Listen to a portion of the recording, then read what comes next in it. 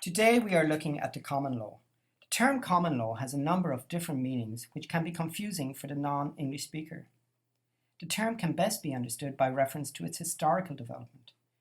The common law began in the 12th century and was created as an attempt to centralize authority in the monarchy. Thus, the law was the king's law and was handed out in the king's courts, some of which continue to exist today. For example, the Queen's Bench.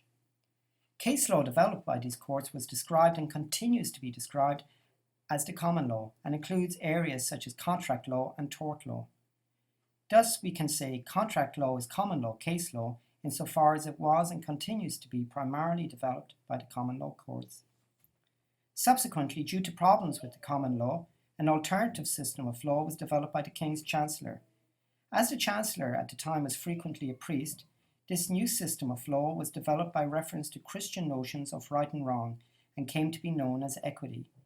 Like the common law, developed by the King's Courts, equity was also developed through court decisions in a court that came to be known as the Court of Chancery. Like the King's Bench, this court continues to exist today. As equity became a recognized source of law, the term common law began to take on two meanings.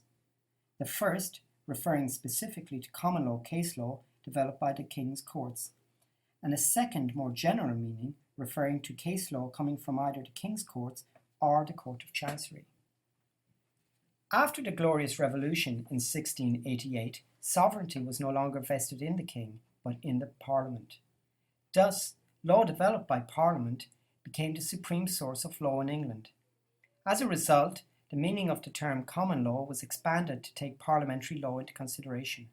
Now the term common law can, depending on the circumstances of its use, be used as 1. A specific name for a type of case law coming from common law courts, first created by the king in the 12th century. 2. A general name for case law, whether common law case law or equity case law. And 3. A general name for the legal system relied on in the United Kingdom and other common law countries, including both case law and legislation coming from Parliament. Thus, when the term common law is used, depending on the context, it can have any one of the above meanings. Now we will look at the technique of the common law. As we saw, the term common law can be used to refer generally to the system of law used in many countries around the world. However, this is not to say that these countries all have the same laws in place. In fact, each common law country can and often does adopt different laws depending on its social and economic philosophy.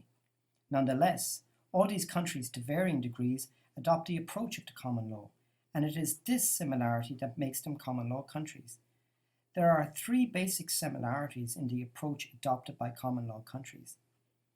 The first similarity is the emphasis placed on case law. Common law countries, unlike civil law jurisdictions, do not attempt to resolve disputes by adopting a predetermined codified set of rules. Instead, they prefer to deal with problems after they have arisen through the mechanism of the courts. This allows for a more personalized system of law, as the judge gives the parties a solution based on the specific facts of their case, rather than a predetermined, one-size-fits-all solution that one can find in the civil law. The second similarity is that the common law uses a bottom-up rather than a top-down approach as regards the content of its law. It can be said that the common law courts, when developing law, adopt a bottom-up system. We say this because case law is developed primarily A. in response to the decisions of individuals to bring cases before the courts, and thus the driver as regards the development of the common law is the individual citizen, rather than a technocrat class comprised of civil servants and politicians, as is the case with the civil law, and B, because the common law is developed by reference to the general values in society. When ruling on an issue before them, the common law courts frequently apply an objective rule of reason test, reflecting the values of what is referred to in the common law as the reasonable man, that is, the average man in society. Again, this can be compared to the more ideological approach relied on in civil law countries. The third similarity enjoyed by common law countries is the notion of the freedom of the individual. Common law countries have a tendency to prioritize or at least to give equal importance to individual rights as compared with the rights of the group or the collective. Thus, in many ways, the common law is a less technical system when compared with the civil law.